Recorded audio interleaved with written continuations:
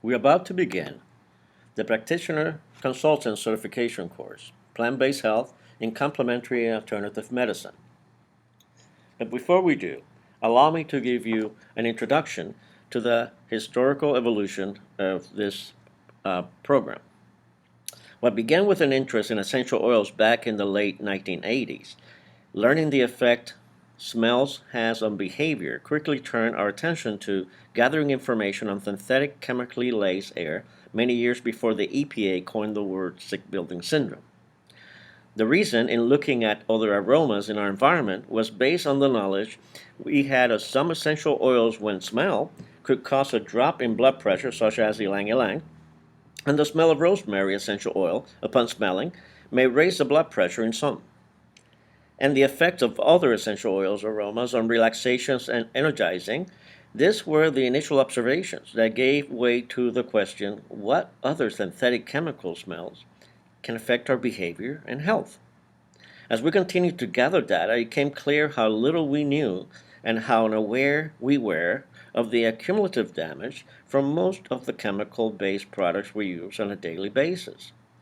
The third for knowledge fuels us into a continuous gathering of scientific data and practical observations of the effectiveness of plant medicinal materials. It was around this time that we began to share awareness and offer non toxic options for the air we breathe, the water beverage we drink,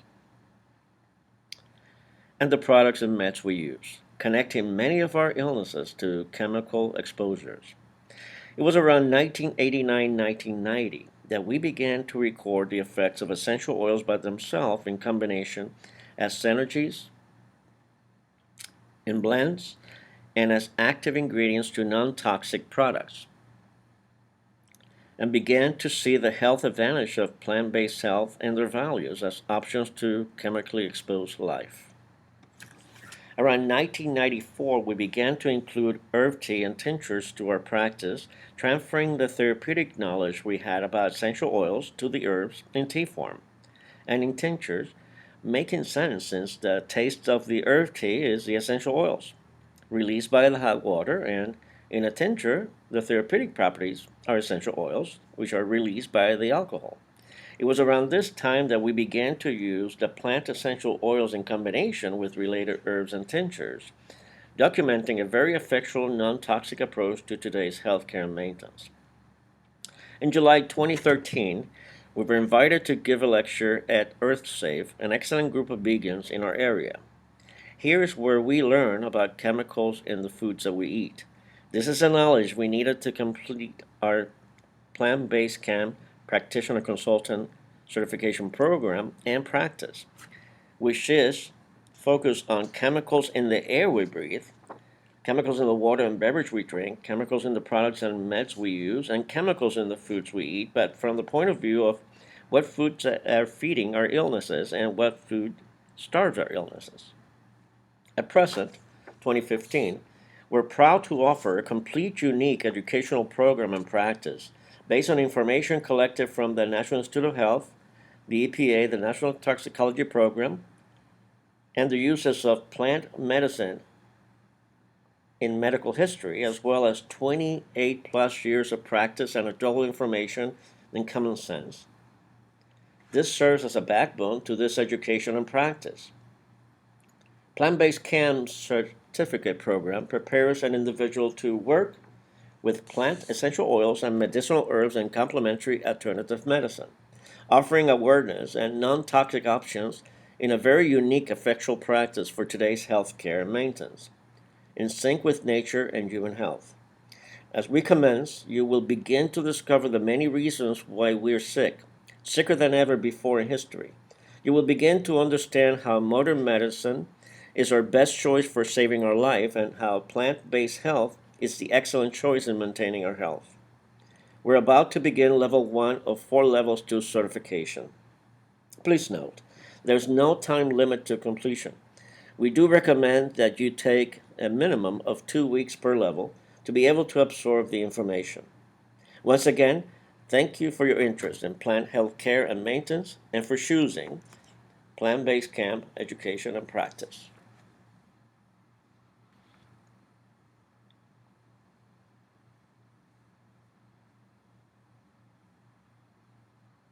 Plant-based health can practice.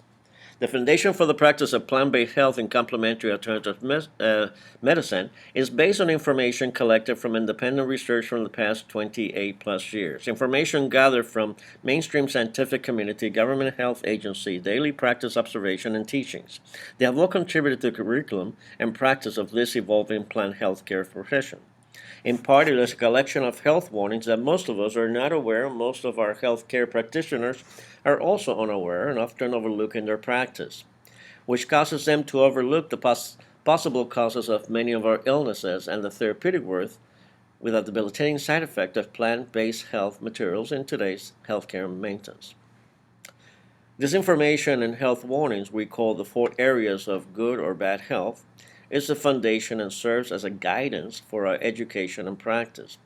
They consist of chemicals in the air we breathe, chemicals in the beverage and water we drink, chemicals in the products and medicine we use, chemicals in the food we eat. But once again, from the point of view of what feeds our illness and what foods can starve our illness. Note, incidentally, these areas are the focus of a new joint 12-year study by the Environmental Protection Agency, American Medical Association, the FDA, and the National Institute of Health, and the accumulative damage of chemicals in our air, water, products, medicine we use, and the chemicals in the foods that we eat. They suspect that this could be the cause of the rise in cancer in the elderly. Remember, the key phrase is accumulative damage. The option for better health we incorporate in our education and practice as its own scientific validation and anecdotal information. Based on their therapeutic benefits, we work with the following: plant-based essential oils,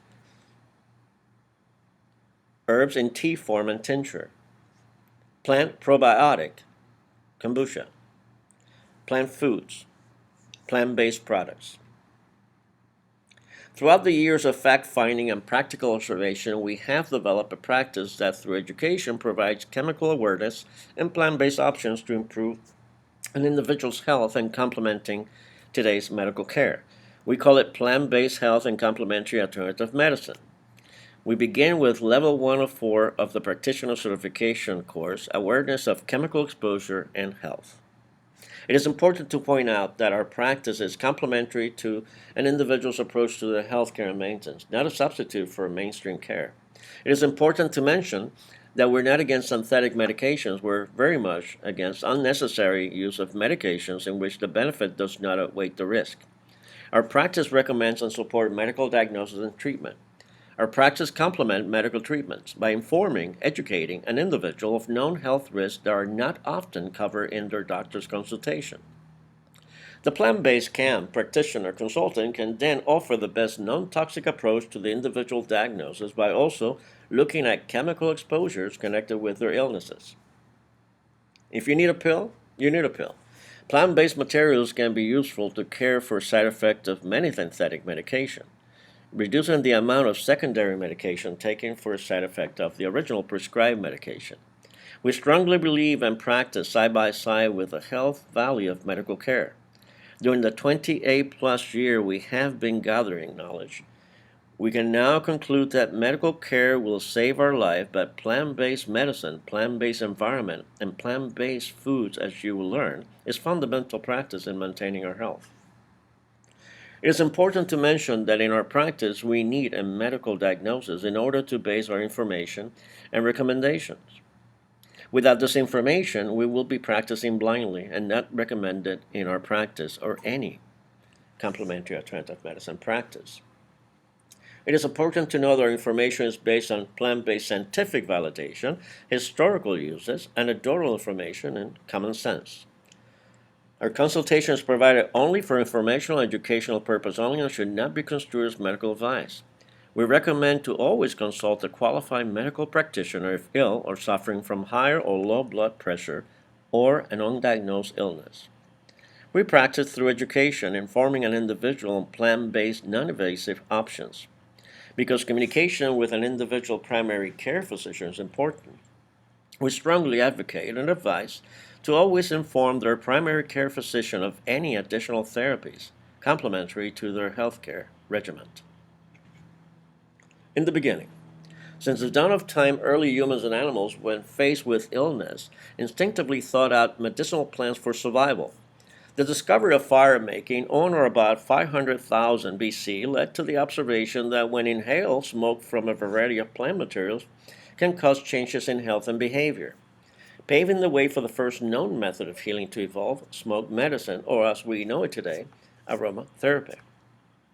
Through trial and error, we began to develop healing systems to ensure our survival.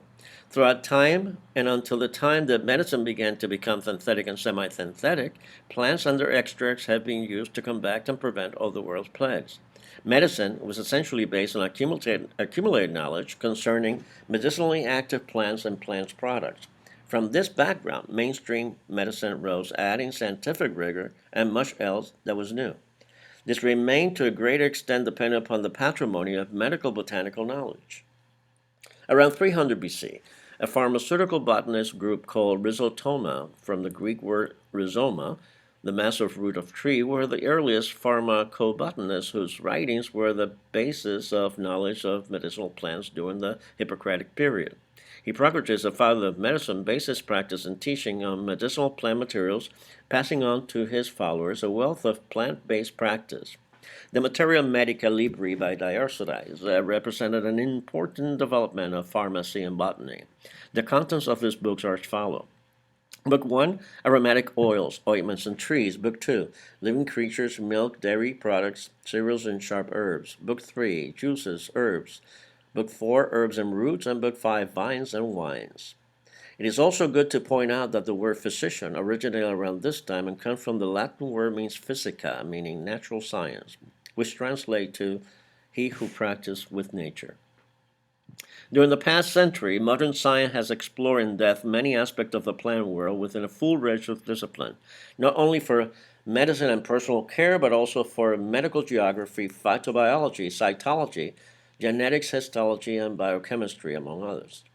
As a preamble to discussing this therapeutic value of plant-based medicine as a complement to all healing levels and practice, we must look at science past and present. Plant medicine is found in all pharmacopoeias of the world, which are the pharmaceutical guides to medications. Plant medicine is also found in many medical college dictionaries prior to 1944. Medical reference materials describe the therapeutic value of plants and are not limited to antibacterial, antiviral, anti-inflammatory, antifungal properties. They cover much more. Mainstream medicine, as we know it today, is only 100 years old. For the purpose and backbone of this writing and protocols of practice, we ask ourselves, why is today's health and healthcare risk greater than the benefits? What happened to the time when the rate of cancer was 1 in 5,000? What happened to the time when acid reflux, fibromyalgia, lupus, and other debilitating conditions were not in abundance? There was a time when high school children did not physically evolve before their body was ready, and a time when children looked like children and aged properly. There was a time when we did not see or hear of house pets with tumors, cancer, and other indoor air-connected illnesses. There was a time when our drinks did not poison us like today's synthetic beverages do, a time when we did not close windows, did not have aluminum floating in our air and in our bodies, did not have today's chemical exposure, and ultimately did not have a life full of medical problems we did not have in the past.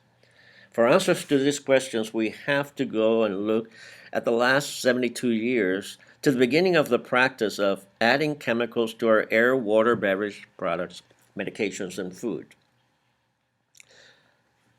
A brief look at the last 72 years. It has always made sense to learn from the past to prepare for the future. For our present health warnings, we only need to look back on the past 72 years to a series of events that may weigh for our present health condition. We begin with our observation in 1943. It was around 1943-1944 that pharmacognosy, the study of medicinal plants and some insects, a once required subject in medical school, began to disappear from the curriculum. Pharmacognosy was replaced by pharmacology, the study of synthetic and semi-synthetic medicine. Today's medical practitioners in these countries are not taught the therapeutic properties and benefits of plant-based medicine material. Medical education only covers synthetic medicine, even though the majority of today's modern medicine are synthetic copies of the plant material. Modern medicine as we know it today is only 100 years old. From the mold found on hyssop leaf, Alexander Fleming's discovery of penicillin in 1928 marked the beginning of the antibiotic era. At first, it was used on soldiers and members of government. It will take 19 years until 1947 for penicillin to be used on the general public. It was after the first year of introduction that we began to witness the first resistant bacteria emerge, displaying nature's ability to adapt. In 1942, tetracycline was extracted from the earth for the first time, and soon we began to use and benefit from the antibiotic era, witnessing the early development of superbugs. It seemed that when we throw a synthetic copy of a natural bacteria antiviral at a live bacterial virus, they mutate. They become a strong animal, a superbug. This is not a phenomenon we witness with medicinal plant materials, nor did it exist before 1928. It began when we began to synthetically copy natural occurring medicine. Around 1950, chemical use in World War II were being altered for use in insecticides on product consumer purchase and use on a daily basis, and growth hormones and antibiotics began to be used to increase the yield of food production. We did not consider that after consuming growth hormones, we will alter the growth and health patterns in human beings. A quick observation of school-age children demonstrates a difference in behavior and physiology. This evolution is easily evident simply by looking at high school yearbooks in a 10-year sequence, beginning at the start of Chemicals in Our Life in 1950 and continuing on every 10 years up to present time. The changes in growth and maturity in sickness and in health are clear. Throughout the 1950-1960, insecticides and chemicals found in cleaning and personal products began to be widely used with limited warnings and unknown effects.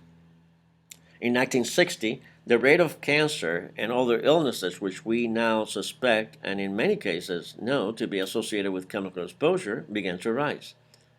During this time, we started to view and record the effect of exposure to synthetic and semi-synthetic chemicals within our environments and our health. In 1950, 1 out of 5,000 Americans had cancer. Today, the rate for men is 1 in 2, and in women, 1 in 3. Understanding the mutations, genetic illnesses connection. We're DNA in our senses. From early on, we sense for survival, mutating along the way with each exposure and passing them along to our generations. The model of the molecular structure of DNA was a result of 2 years of combined work between James Watson and Francis Crick, researchers at the Cambridge University. They presented their finding in 1953 and created a new science, molecular biology. The Watson-Crick model was used to explain how living cells reproduce as well how changes in evolution and gene mutation present itself. Current research clearly shows the effects of our environment on our behavior, health, and genetic composition. Our DNA is based on generations of environmental exposures. We now know that some chemical exposures are able to mutate a gene, changing its genetic composition and further influencing the blueprint for preceding generations. Furthermore, we know that toxic exposures are able to develop a cumulative effect for 20 generations. We could suggest that this may very well be a possible reason for many of our genetic base illnesses and unknown diagnoses, many of which were not in abundance or in existence prior to the early 1930s. This marked the beginning of our consumption of chemicals, which are currently found in the air, water, the food we consume, and the medicines and products we use. There is no possible way we can avoid or eliminate all chemical exposure. That said, we are capable of reducing them, which will directly benefit our health. Our main line of defense from chemical exposure is knowledge of effect, knowledge of replacement, and the awareness to assess individuals' environment. The problem is, we work, exercise, and live indoors, and are dependent on indoor air for consumption of oxygen, our main life-sustaining food. We're not fully aware of the unknown synergistic effect of the saturation of chemicals in our home, workplace, and public areas. Numerous products that we use, in fact, have a certain amount of diffusion and a safety level always in question of concentration. The fine dust always falling on home furnishing is fiberglass insulation from the lining of the AC duct system. Fiberglass is a well-known carcinogen, and it also falls on everyone who sleeps in those rooms. Many times a healthy body is able to assimilate these chemicals, but for the very young, those with immune deficiency, the sick, and the elderly, the results could be quite different. These individuals are the most immediate affected by this exposure, but not the only ones because it affects all of us. Once again, we're talking again about cumulative damage. Plant-based camp recommends the weekly practicing of gassing off our environments in order to reduce the concentration of toxic chemicals and radon gas. We also recommend the replacement of toxic chemical cleaners and insecticide with non-toxic plant-based essential oil products. The monthly replacement of AC home filters and in addition AC vent filters, placing AC vent in all bedrooms to stop the fallout and inhalation of fiberglass dust by the occupants. Dr. Marcial Vega, oncologist and pioneering camp practice, recently reminded us that the most important food for our health is oxygen, which feeds every cell in our body. This is one of the 4 areas as plant-based camp practitioner focus in our practice. As we begin to connect the possible reasons of our illnesses by gathering information connecting chemical exposures and known or suspected health hazards in the air we breathe, the product mix we use, the water beverage we drink, and the foods we eat. Collective information in this area gives the plant-based camp practitioner a clear view in areas not seldom covered in a medical consultation, but according to science could be responsible, as research points out, for many of our illness. Let's begin with the air we breathe. A clear picture of the air we breathe is seen in the recent study by the American Red Cross when they reported findings 287 industrial chemicals and pollutants in the blood from the umbilical cord of 10 babies born in U.S. hospitals. The source of these chemicals was their mother's environment. Many of us are not aware that every time we breathe air, we breathe in chemicals. The amount and kind of chemical depend on our indoor air exposures. Home enclosed air is made up of concentration of the chemicals we use daily. This chemical cocktail could be responsible for many of our illnesses, such as headaches, sinus problems, allergy, asthma, joint pain, insomnia, cancer, and much more. According to the EPA, this is called sick building syndrome. We at ACAM call this negative aromatherapy. No doubt our chemically laced environment plays a vital role in the American Red Cross finding on newborns. They found blood harbor pesticide, chemical from non-sticky cooking pans and plastic wraps, lung-band PCBs, and waste from burning coal, gasoline, and garbage in their blood. On average, each baby has been exposed to 200 chemicals. Those chemicals were not in the system of people born in 1950 because those chemicals were not around in our air, products, medicine we use, beverage we drink, and food that we eat. Could this be the reason why today we're living longer but dying younger? We're talking about suspected and possible causes of cancer, tumors, coughing, headaches, joint pain, sinus problem, asthma, allergies, insomnia, teary-eye, thyroid problem, hormone imbalance, and the list goes on. All based on the connection between chemical exposure and human health. The numbers are startling. Quote, when you hear them, say, unquote, say Dr. Alan Green, a Stanford University pediatrician who wrote a commentary on the Red Cross study. Dr. Green added, exposure to chemicals is a bigger concern with infants because the blood-brain barrier, the body's defense that keeps contaminants from reaching the central nervous system, is not yet developed, meaning babies can suffer more neurological harm than adults. In addition, female babies are born with the eggs that could become their own babies, meaning later generations will also be exposed. Could this be a possible cause of new genetic illnesses for future generations? In a more recent study published in the Journal of PLOS Computational Biology, July 2015, revealed that autism and intellectual disability rates are linked with exposure to harmful environmental factors during congenital development. Based on these studies, when consulting couples are planning to have babies, we recommend for them to detox, to exercise, and to eat plant-based food for at least 3 months prior to beginning a new life. The question is not if we have lead, mercury, aluminum, pesticide, and more in our system. The question is, how much greater is the risk of health problems on a new life when we combine the concentration of these chemicals from both individuals? This could be seen as genetic illnesses in the making. Once again, these are illnesses that were not in abundance during the 50s, 60s, and 70s. On a separate study at Columbia University, Center for Children Environmental Health, it was reported that babies' DNA can be damaged even before they're born if mother breathed polluted air. This study showed that environmental exposure to a specific combustion pollutant during pregnancy can result in chromosomal abnormality in fetal tissue, said Kenneth Alden, director of the National Institute of Environmental Health Science, which funded the study. Other studies have linked exposure to pollution with leukemia and other cancer. According to another study by Johns Hopkins University, the rates of birth defects, preterm birth, and low birth weight babies have been rising steadily since the mid-1980s. The concern is that birth defects are the biggest cause of infant mortality for the beginning of the 21st century. Yeah, we're living longer, but we're dying younger. Evidence of environmental toxic chemical exposure in health is supported by the following. Since World War II, more than 80,000 new chemical compounds have been developed. Of this, 3,000 are high volume. Chemicals are used in homes, schools, and workplace.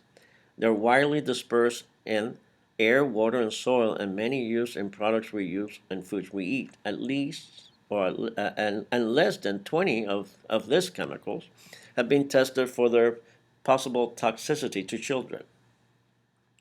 Each year, we release over 2.5 billion pounds of toxic chemicals into our environment.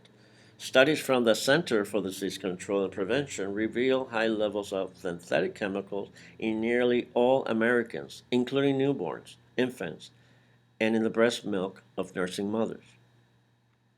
The report on carcinogen, 13th edition, is prepared by the National Toxicology Program, the federal interagency program headquartered at the National Institute of Health, whose goal is to safeguard the public by identifying substances in the environment that may affect human health. The report is congressionally mandated and prepared for the Secretary of Health. The report identifies agents, substance mixtures, or exposures in two categories, known to be human carcinogens and reasonably anticipated to be human carcinogen. Quote, identifying substances in our environment that can make people vulnerable to cancer will help in prevention effort, say Linda Berman, PhD, Director of the National Institute of Environmental Health Science and the National Toxicology Program. This report provides a valuable resource for health regulatory and research agency and empowers the public with information people can use to reduce exposure to cancer-causing substance. Unquote. We at Plant-Based Chem look at this list of chemicals as a guideline, a checklist for an individual specific illness, connecting chemicals in the 4 areas of health mentioned earlier, and we suggest changes. What we're seeing in consultation, what we're seeing is that those living in an enclosed home environment for 7 years or more who have a dog or a cat, 9 out of 10 cases, we find that their pets have tumors or cancer. This gives us a clear picture of what the occupants are inhaling. It is a family pet that too often shows first sign and gives a picture of toxic indoor air the occupants of the home are inhaling. Whatever health condition you and your family woke up to, it could be a direct response to the air you breathe. It often clears when you and your family spend a week or more outside your home environment. Often no health symptoms are experienced, but they do come back when you and your family return home. We're looking at cumulative damage caused by breathing in unhealthy air. And we're looking at the family pet as being the canary in the mine. The first ones took a hit. The headache that does not go away, the morning joint pain and inflammation, the sinus problem, the lack of energy, the asthma, allergies, disease spells, tumors, lupus, fibromyalgia, and the list goes on, all could be the result of environmental chemical synergy, especially if after medical tests and observation the diagnosis is, quote, of unknown origin, unquote. Present-day research continues to show environmental chemical risks keep rising. Chemical to illness assessment is a key part of our practice and consultation.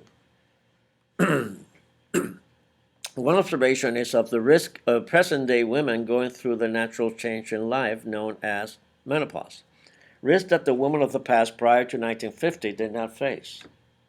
It could just be the exposure to these chemicals known as endocrine disruptor, which mimic hormone, that is causing this risk. Anecdotal observation shows that women who live in an environment of reduced chemicals, open windows, do not experience such risk associated with the change of life. Of course, more observation leading to scientific validation is needed to prove this point. But we can use common sense, such as airing out our home and switching to chemical-free products, which we'll cover in our interactive blending session of our program.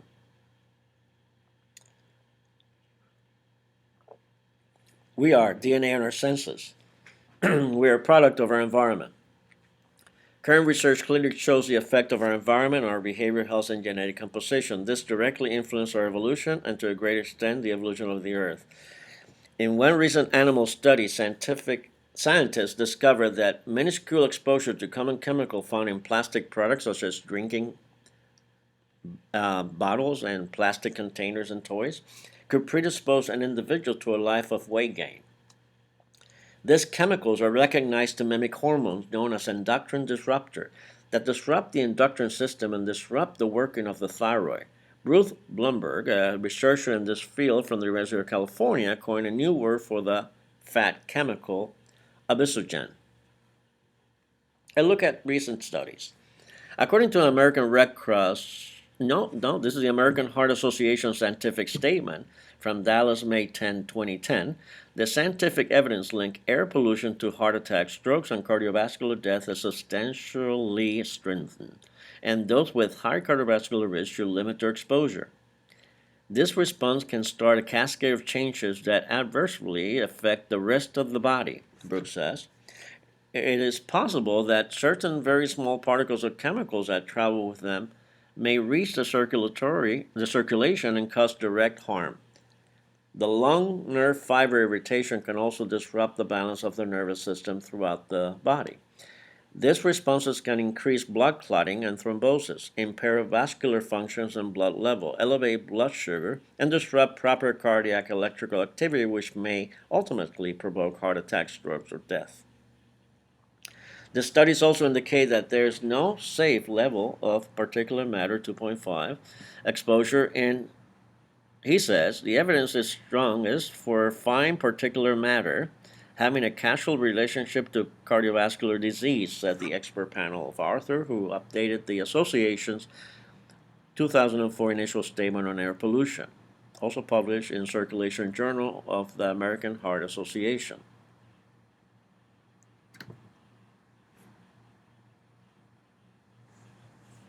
We conclude audio lecture number 1 for level 1. We'll begin with audio lecture number 2.